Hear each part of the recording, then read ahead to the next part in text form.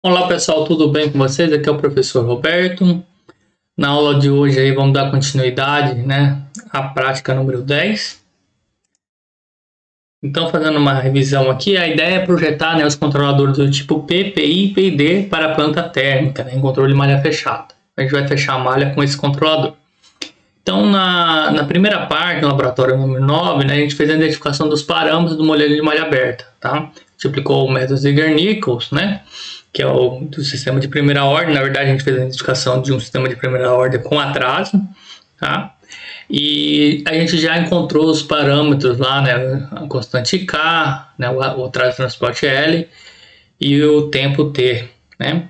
E a partir dele, né, a gente consegue ajustar o controlador. Então, o objetivo da prática é estudar o comportamento do sistema de controle de temperatura com controle puramente proporcional, estudar para o controlador proporcional mais integral, né, e o proporcional mais integral mais derivativo. Então, a ideia é que vocês percebam as diferenças, né, entre esses controladores, né, através desse experimento. Tá? Então, o que a gente vai fazer nesse período EMP aqui, vou estar fornecendo para vocês a aquisição de dados de temperatura do invólucro, né, através de termopares, né.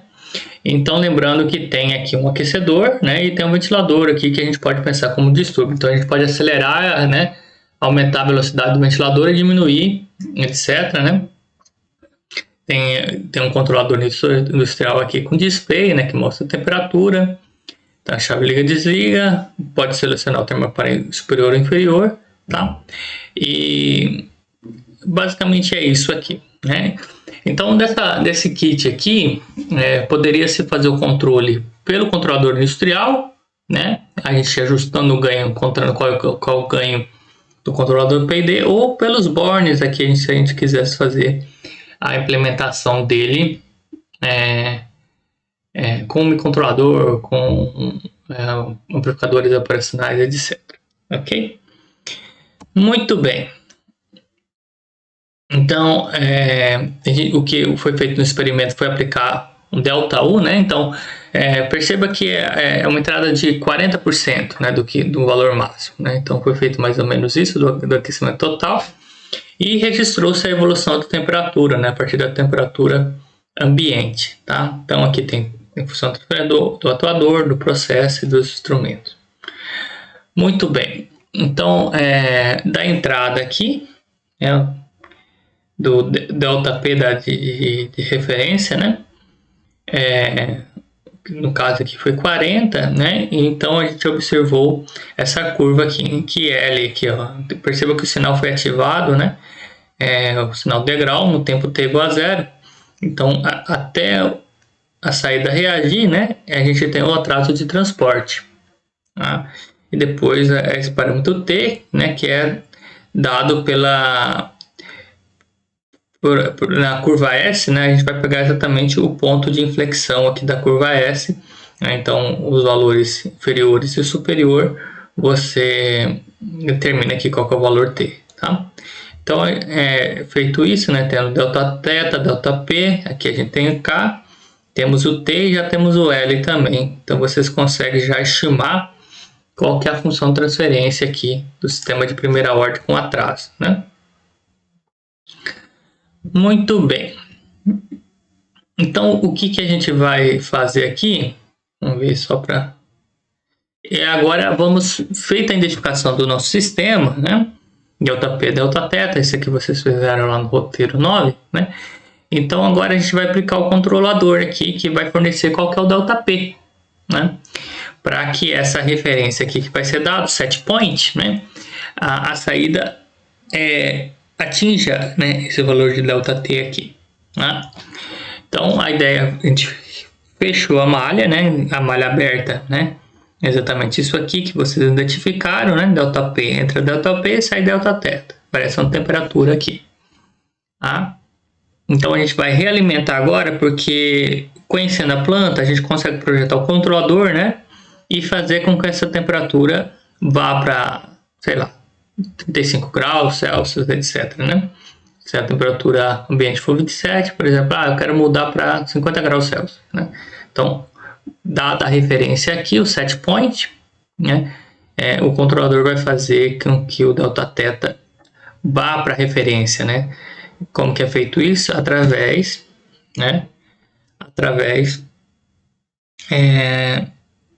do erro, né, da entrada aqui ΔU, né, do valor desejado, para o valor Δθ aqui de referência, tá? Lembrando que o ΔU aqui também é θ desejado menos a temperatura ambiente, então essa variação de temperatura, ok? Muito bem, então para calcular a temperatura real lá interna, né, tem que somar com a temperatura ambiente aqui para ter o θ. Muito legal. Então a gente calcula a referência aqui, né, o ΔU, θ desejado menos temperatura ambiente, né? Aqui vai realimentar com Δθ e o PV aqui, pessoal, vai ser o θ, né, que a gente vai estar observando, né? Process variable, né? A variável da planta ou a variável do processo aqui. A variável do processo vai ser essa variável que a gente vai estar visualizando aí que a gente vai estar querendo controlar. E o set point aqui é o θ desejado aqui, né? Ou θ desejado como SP, né? Ou PV. SP é set point, né?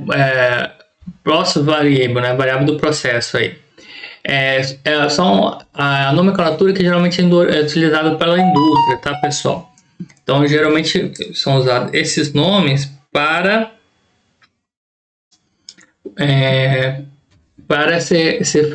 ser visualizado, né? São essas variáveis que você geralmente vai encontrar num controlador industrial, tá? Num dispositivo desse tipo, ok? Aqui manage variable, né? Variável de manipulação, né? Manipulate variable, né? Variável de manipulação. Variável de manipulação, então, vai ser a entrada aqui do atuador, né? Ok? Então, isso, variável manipulada. Muito bem, variável do processo. Acertei os nomes aqui. Muito bem, pessoal. Então, feito isso, a gente geralmente calculou o nosso PID aqui, né? Então, a variável manipulada, ó, vai ser a lei de controle, né, que vai dar o resultado aqui. E o que vai acontecer aqui, pessoal? A gente tem que programar. Então, esses parâmetros aqui de KP, TI, TD, a gente consegue calcular lá pelo Zeigarnik, né, pela tabelinha. E a gente vai programar esses valores aqui no controlador do Autonix TK4S. Quem quiser baixar, pessoal, o datasheet dele, eu acho que vale a pena para vocês dar uma olhada, tentar fazer uma leitura, tá? Porque teoricamente vocês poderiam estar programando ele, tá? Então a gente tem aqui o KP, né? O KI, que é KP sobre TI, né? E o D, o derivativo é KPTD, né? Dessa questão aqui, o PID.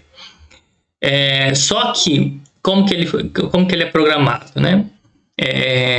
O P, ele aceita o valor, na verdade, de banda passante, né? Banda passante vai ser 100 sobre KP, tá? Então, a gente, quando for programar o ganho KP aqui, tem que passar como banda passante, 100 sobre KP, acho que KP sobre TI, KP sobre TD, ok?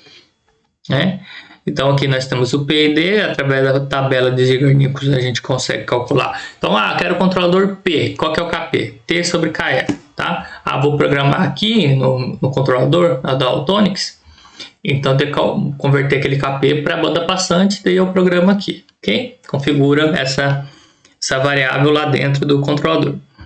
Então, PI, eu tenho KP e o tempo TI, tá? Qual que é o ganho I que eu vou programar aqui? É KP dividido por TI, eu programo aqui, tá? Então, do PID a gente já tem o D, a gente vai calcular qual que é o TD, qual que é o valor que eu vou colocar aqui no D, né? Eu vou colocar KP vezes TD, tá? Eu programo aqui também a variável D, ok? Muito bem. Então, o primeiro passo aí que vocês vão ter que fazer é do controle proporcional, então vocês vão fazer somente do ganho proporcional aqui dada a entrada, né? tem a planta, variável manipulada, o delta θ, né? Para calcular o PV aqui tem que somar com a temperatura ambiente, etc. Esse é o diagrama 1. Então, tem que fazer esse aí. Então, o passo para fazer isso, né? Através do método de Ziegler-Nielsen, calcular o valor de Kp. Né? Então, vocês vão olhar na tabelinha aqui e vão colocar aqui no diagrama para fazer a simulação depois. Então, no Scilab, calcular a função de transferência em malha aberta, é necessário usar a aproximação de Padé, né? A gente não consegue colocar o exponencial aí no Scilab. Então, usa a aproximação de Padé, né, para calcular a função de transferência de malha aberta. E aí, no Scilab, ele implementa a função de transferência de malha fechada, né? Então, faça um feedback aí, né? Da malha, né? Kp vezes a função de transferência de malha aberta. Vocês conseguem usar o comando de feedback aí, reelementar e calcular, tá? Então, ramo direto aí ficaria malha aberta, o G do controlador, né? Dessa forma. Faltou aqui K. Essa aqui só é a função de transferência do... ok. Agora sim. Então, a função de transferência de malha aberta, que é essa aqui, vai ser o G do controlador, que é Kp, né? No nosso caso aqui, para o proporcional, vezes, né, a nossa função de transferência aqui, vezes o atraso de transporte, né? Estava faltando aqui. Então, isso aqui é toda a malha aberta. Então, para fazer malha fechada, malha aberta sobre 1 mais MA, né? Ou usa o comando de feedback lá. Ok, então vocês fazem isso e depois aplicar o step, né? Comparação entre o set point, né? Depois vocês vão multiplicar pelo step e aí vocês vão colocar aqui qual que é o delta U, né? Que vocês querem colocar aqui. Coloca o delta U, vai sair delta θ, né? Aplicando o step, por exemplo, aqui da malha fechada, já sai o delta θ e aí vocês somam com a temperatura ambiente e já tem o valor de θ, tá? Mesma coisa aqui, né? O valor desejado tem que tirar a temperatura ambiente. Se a temperatura ambiente vocês considerarem zero, aí já fica em torno de zero, tá? Mas lá no nosso caso do experimento, acho que era 27 graus, né? Muito bem, então passo 3, comparação entre o set point e o PV. Então vocês vão verificar se a saída, né, atingiu, né, o valor desejado. Então aplicar o set point 45 graus, né? Delta θ, CC em step, aqui já está falando como fazer o comando do step, delta U e o G malha fechada, né? Faço o gráfico comparando a temperatura do set point com o sinal de saída fornecido pelo sistema de controle, ou seja, a variável de processo delta θ mais temperatura ambiente. Ok? Comando do plot. O que pode ser observado em regime permanente com relação à variável de processo PV e a desejada, né, o set point. Né? Na simulação, qual é o valor de erro do regime permanente offset? Esse valor é constante? Então, pessoal, deixem bem claro essas respostas no relatório. Tá? Importante essas observações de vocês, calcular o erro, né, de regime permanente esperado, teórico, aqui, que é encontrado aí pelo teorema do valor final. Então, esse erro aqui é o erro de regime permanente, de estado estacionário, né? Verifique se esse valor bate com o valor da simulação. E passo 5 é implementar, né, o proporcional no Scilab no XCOS, tá? Então, identificar aqui quem é a variável manipulada, né? Quando for atingido o regime permanente, em um mesmo gráfico, plot sinal de controle e erro ao longo do tempo. Muito bem, compare o valor da variável manipulada com o valor da variável manipulada esperado, né? A partir da equação aqui. Então, aqui tem o valor da variável manipulada esperada. Verificar se os valores são próximos. Né? Passo 6, no Scilab, ajuste o valor do ganho para que o erro regime permanente seja reduzido. É possível eliminar o erro de regime? No Scilab, faça um gráfico comparando a resposta da variável de processo para o novo ajuste do ganho proporcional com o utilizado anteriormente. Tá? Então, a ideia aqui, pessoal, provavelmente vai ter um erro de regime permanente. E aí, o que vai ter que fazer? Né? A gente vai passar para o controle proporcional integral, né? que vai fazer a correção, né, desse erro, né? Vai fazer esse somatório do erro ao longo do tempo e vai fazer com que esse erro zere. Tá? Então agora temos KP e KP sobre TI, né? Temos o diagrama de blocos aqui do controlador PI. E aí são os mesmos passos, né? Calculo o KP e o TI aqui, né? E aí vocês já vão ter esses valores para fazer a simulação, né? Aplicar a variável de referência, o ΔU, né? E avaliar a saída do sistema, ok? Responder também as questões, né?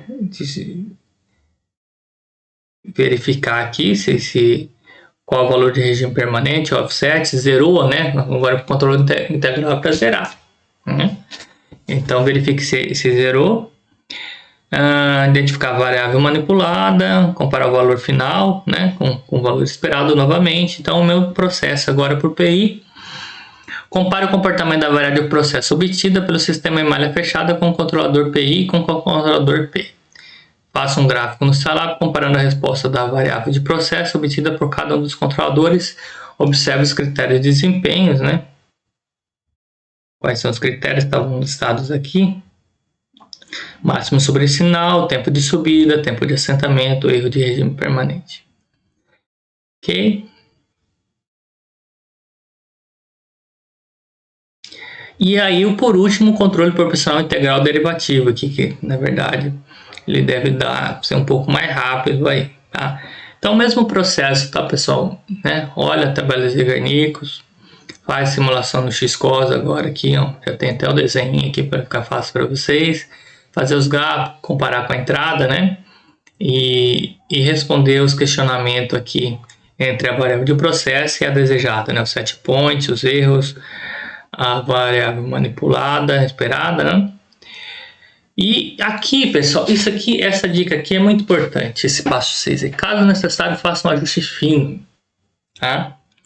Essa tabela aqui é muito importante para quando você vai fazer o ajuste, né? Ela resume bem aqui, a resposta lenta, né? PV demora a subir, né? Quer dizer, a nossa saída demora a chegar lá. Então, qual a sugestão dele? Aumentar o KP. Então, vocês podem aumentar um pouquinho o valor do KP, né? Faz um chute lá, aumenta mesmo o valor, né? 10, eu vou colocar 12, 11, 15, né? E aí simula de novo, né? Ou na prática, né? Liga o sistema, põe a entrada novamente e verifica como se comportou.